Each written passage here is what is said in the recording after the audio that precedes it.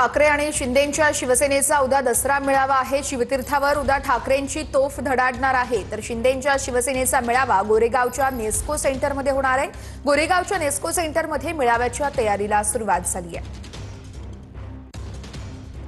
दोन्ही शिवसेनेचा उद्या दसरा मेळावा आहे। ठाकरेंचा दसरा मेळावा हा शिवतीर्थावरती, तर गोरेगावच्या नेस्को सेंटरमध्ये शिंदेंच्या सेनेचा मेळावा होणार आहे। या संदर्भातील आढावा घेतलाय तो आपण पाहूया।